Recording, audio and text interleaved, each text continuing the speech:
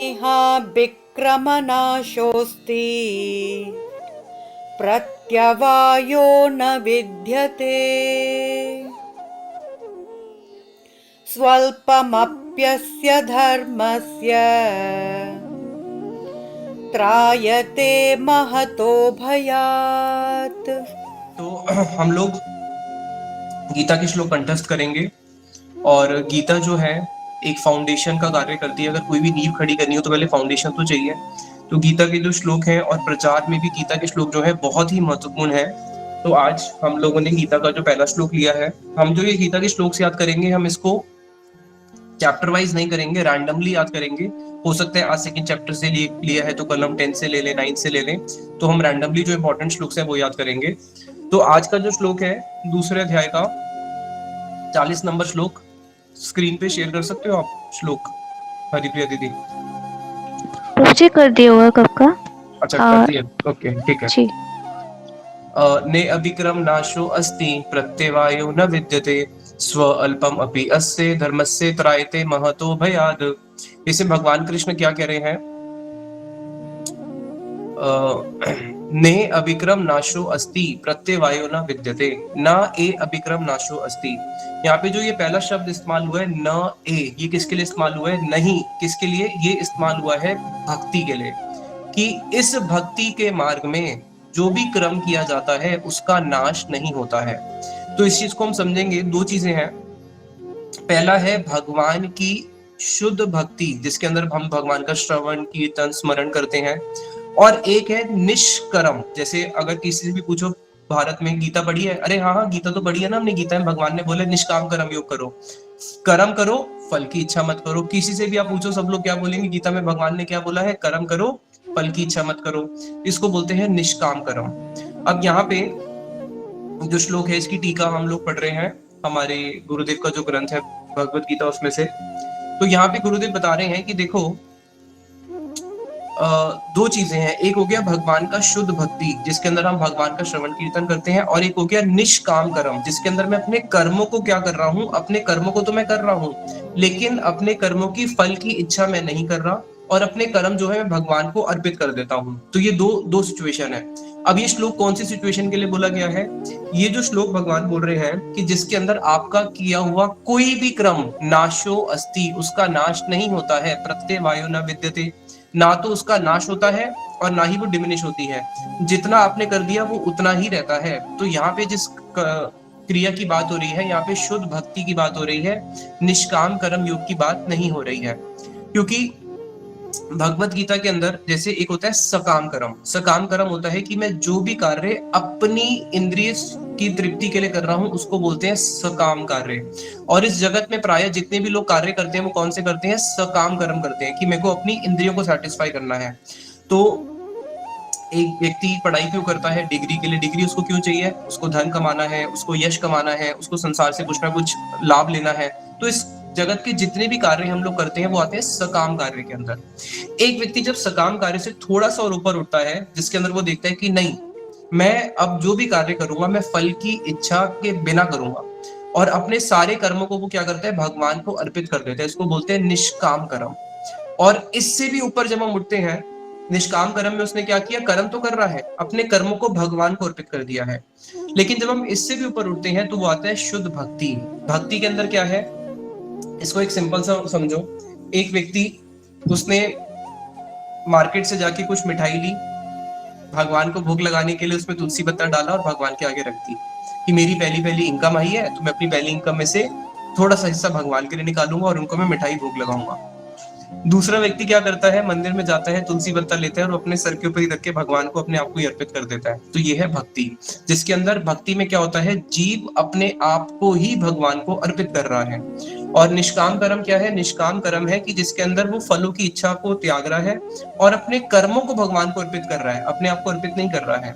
तो यहाँ पे जो श्लोक की बात हो रही है ये हो रही है शुद्ध भक्ति योग के लिए, जिसके अंदर अगर कोई व्यक्ति भगवान का शुद्ध भक्ति करता है तो उसके लिए भगवान क्या कह रहे हैं? स्व अल्पम अपि अस्य धर्मस्य त्रायते महतो भयात्, कि अगर किसी ने भगवान की भक्ति में थोड़ा सा मार्ग भी, थोड़ा सा उसने आरंभ भी किया, केवल आरंभ किया है, स्व अल्पम, अल्प मतलब होता है कम, और स्व अल्प, कम से भी कम, अगर किसी ने थोड़ा सा भी इस मार्ग में चेष्टाशील होकर एक कदम भी अगर आगे बढ़ता है तो भगवान क्या करते हैं, धर्मस्य त्रायते महतो भयात्, भगवान उसको सबसे बड़े भय से पार लगा देते हैं। सबसे बड़ा भय क्या है इस जगत का? सबसे बड़ा भय क्या है? पुनरपि जननम पुनरपि मरणम पुनरपि जननी जठरे शयनम, बार बार जन्म लेना फिर मृत्यु को प्राप्त करना, जन्म लेना फिर मृत्यु को प्राप्त करना। तो ये जो जन्म मृत्यु का चक्र है, इससे बड़ा इस संसार का और कोई भय नहीं है। तो जो एक जीव 84 लाख योनियों में भटक रहा है, उसका वो भटकना बंद हो जाता है जब वो क्या करता है, भगवान की एकांतिक शरण ग्रहण करता है, भगवान की भक्ति करता है। अब इसमें भगवान क्या कह रहे हैं कि प्रत्यवायो न विद्यते, कि अगर किसी ने मान लीजिए भगवान का भक्ति आरंभ किया और उस जन्म के अंदर, इस जन्म के अंदर वो भगवान का भक्ति 100% नहीं कर सका, वो भगवान का भक्ति केवल 1% कर सका, केवल 1% उसने भगवान की भक्ति करी, तो जो उसने भगवान की 1% भक्ति करी है, उसके प्रभाव से क्या होगा, भगवान उसको फिर से अगला जन्म जो देंगे, उसको ऐसी अपॉर्चुनिटी देंगे जिसके अंदर जहां पे उसकी 1% भक्ति हुई है, तो वो 1% भक्ति उसकी रिजर्व हो गई, वो नीचे नहीं जाएगी। अगले जन्म में उसकी भक्ति 1% से ही स्टार्ट होगी। और मान लीजिए दूसरे जन्म के अंदर वो 10% तक पहुंच पाया, फिर भगवान उसको तीसरा जन्म ऐसा देंगे जहां पे उसको फिर से ऐसा सहयोग मिलेगा कि वो अपनी भक्ति का आरंभ 10% से कर पाएगा।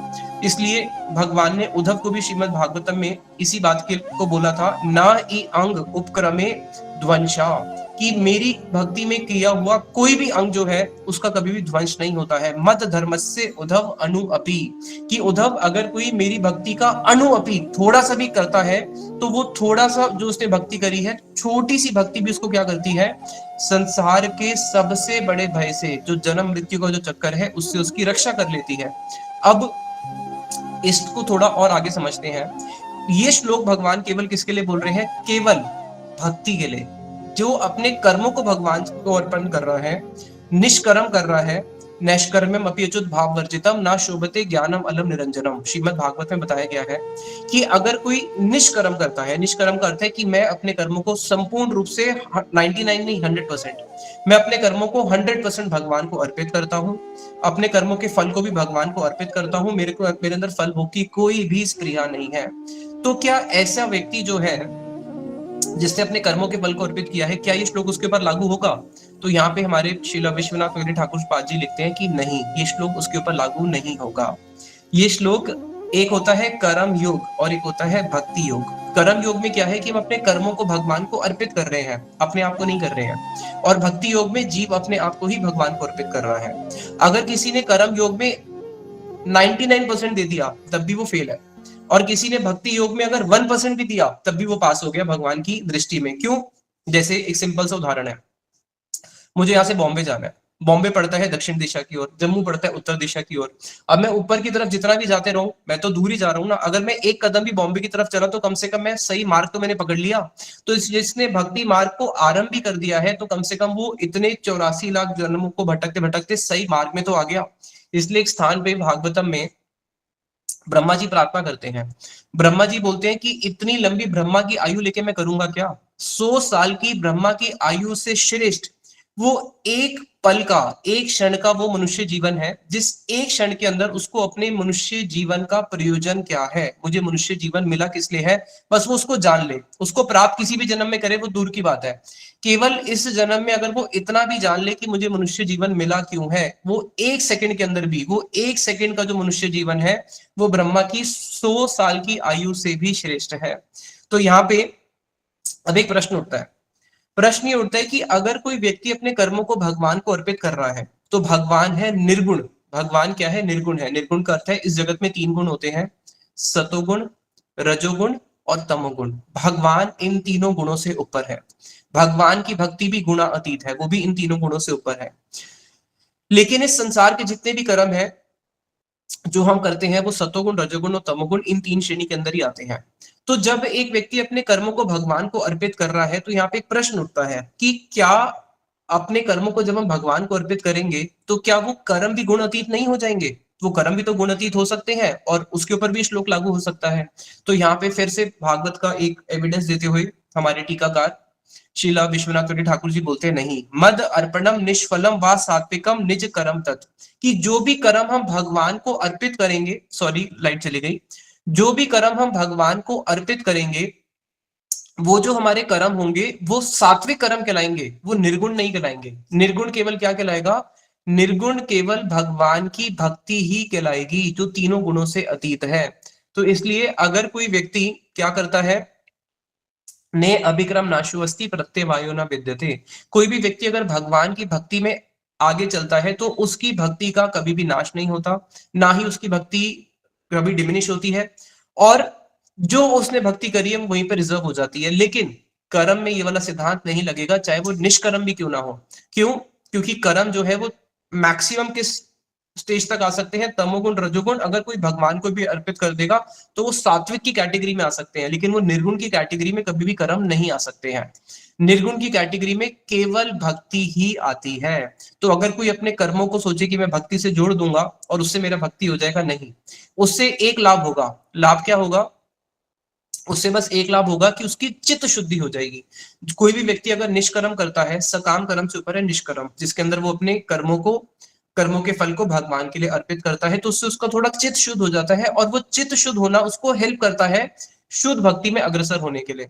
तो इसलिए जो भी लोग भक्त हैं, तो ये श्लोक है, इसको मैं बोलता हूं कि ये है इंश्योरेंस वाला श्लोक। इसलिए मैंने सबसे पहले ये श्लोक उठाया कि अगर कोई भगवान की भक्ति करने आएगा तो भगवान ने उनकी पहले इंश्योरेंस कर दी। हमारे श्रील रूप गोस्वामी जी बोलते हैं कि जब मैं प्राचीन के भक्तों के बारे में सुनता हूं कि अरे सूरदास जी ने कैसा भजन किया था, बिल्वा मंगलदास ठाकुर जी ने कैसा भजन किया था, अपनी दोनों आंखें फोड़ दी थी, हमारे रूप गोस्वामी सनातन गोस्वामी पाद जी ने कैसा भजन किया था। तो प्राचीन में जितने भी भक्त हुए, छोटे से ध्रुव महाराज जी को देखो कैसा भजन किया था, प्रहलाद महाराज जी के भजन को देखो। तो पूर्व में जितने भी भक्त हुए हैं उनके भजन को देख के आप बताओ, आपको उत्साह मिलता है या निरुत्साहित होते हो? उत्साह मिलता है ना। लेकिन श्रील रूप गोस्वामी जी बोलते हैं नहीं, मेरे को प्राचीनानाम भजनम अतुलम दुष्करम श्रृण्वन्तो में निराशयेन ज्वलति हृदयम भक्ति लेश आलस्य। प्रभु, जब मैं पूर्व में जो भक्त हैं उनके भजन को सुनता हूं तो उसको सुनने के साथ साथ क्या होता है, निराशयेन, मेरी तो सारी आशाएं खत्म हो जाती है। भक्ति लेश आलस्य, मेरे अंदर भक्ति तो है नहीं, आलस्य के पहाड़ पड़े हुए हैं। तो प्राचीनानाम भजन दुष्करम, जो प्राचीन में जितने भी संत हुए हैं उन्होंने जो भजन करा है, ऐसा दुष्कर भजन, ऐसा कठोर जो उनका साधना था, वैसा तो मैं नहीं कर सकता। लेकिन एक आशा की बिंदु जाग जाती है, क्या? जब मैं आपकी कृपा की लहरों को देखता हूं कि आपकी कैसी बड़ी बड़ी कृपा की लहरें हैं, उन कृपा की लहरों को देख के लगता है कि हाँ, मेरा भी कल्याण संभव है। उसी प्रकार से ये जो भगवत गीता का श्लोक है, ये भगवान ने सारे भक्तों की इंश्योरेंस कर दी इसमें, कि भाई तुम अगर इस मार्ग में आ गए, स्व अल्पम, अगर तुम इस भक्ति के मार्ग में थोड़ा सा भी आ गए, तो मैं तुम्हारी इंश्योरेंस करता हूं, क्या? तरायते महतो भयात, कि तुम इस संसार के सबसे बड़े भय से पार कर जाओगे। और ये श्लोक कौन बोल रहा है? भगवान कृष्ण बोल रहे हैं, हमारे सारे गुरुवरों ने बोला है। तो ये आज हम सब भक्तों की भगवान ने इंश्योरेंस कर दी, और अगर ये श्लोक नहीं होता तो मुझे नहीं लगता कि आप और हम कोई भक्ति में आ भी पाते। आज हम भक्ति में आ पा रहे हैं, क्यों? क्योंकि भगवान ने इंश्योरेंस करी है कि जहां पे आपकी भक्ति खत्म होगी, अगले जन्म में आपकी भक्ति वहीं से ही आरंभ होगी। इस जगत का कोई भी क्रिया, अगर कोई व्यक्ति आईआईटी डिग्री करने के लिए गया और अंत समय में जब उसको लास्ट एग्जाम लिख रहा है उसकी मृत्यु आ गई, तो अगले जन्म में उसको जीरो से शुरू करना पड़ेगा। इस जगत का कोई भी कार्य अगर आप उसको 100 तक खत्म भी कर दो तब भी अगले जन्म में जीरो से शुरू करना पड़ेगा, 99 पे खत्म करोगे तब भी जीरो से ही शुरू करना पड़ेगा। तो इस जगत का कोई भी कार्य, चाहे वो 100 हो या 1 हो, अगले जन्म में वो जीरो ही है। तो इस जगत की कोई भी कार्य, उसकी कोई भी महत्व नहीं है। महत्व किसका है? महत्व है भक्ति का। और ऐसे बहुत सारे उदाहरण है कि भक्ति का नाश नहीं होता। सबसे बड़ा उदाहरण है भारत, हमारे देश का नाम है भरत महाराज जी के नाम पे।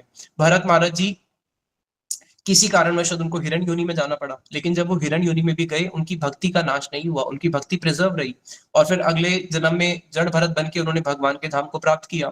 ऐसे बहुत सारे शास्त्रों में उदाहरण है जिसमें दिखता है कि उनकी भक्ति प्रिजर्व रही। चित्रकेतु महाराज जो है, उनको श्राप लग गया, श्राप के कारण वो एक असुर बन गए, वृत्तासुर। असुर बनने पर भी उनकी भक्ति का नाश नहीं हुआ, असुर की योनि पे जाने पर भी। जैसे भरत महाराज जी हिरण की योनि में चले गए तब भी उनकी भक्ति प्रिजर्व रही, ये असुर की योनि पर भी जाने पर भी केवल इतिहास में श्रीमद् भागवतम में एक असुर का नाम आता है। अगर कोई पूछे भागवत ग्रंथ क्या है, तो बताया भागवत ग्रंथ को, जैसे अगर कोई पूछे ना, अरे भाई दिल्ली में क्या है, अरे दिल्ली वही तो है जहाँ पे कुतुब मीनार है। तो उसी प्रकार से भागवत को अनेक पुराणों में क्या बताया, भागवत वो ग्रंथ है जहाँ पे वृत्तासुर की प्रार्थनाएं हैं। एक असुर की इतनी सुंदर प्रार्थनाएं कब संभव है कि एक असुर की इतनी सुंदर प्रार्थना करे? वृत्तासुर की 4 बहुत मुख्य प्रार्थनाएं हैं वो ही ग्रंथ भागवत है।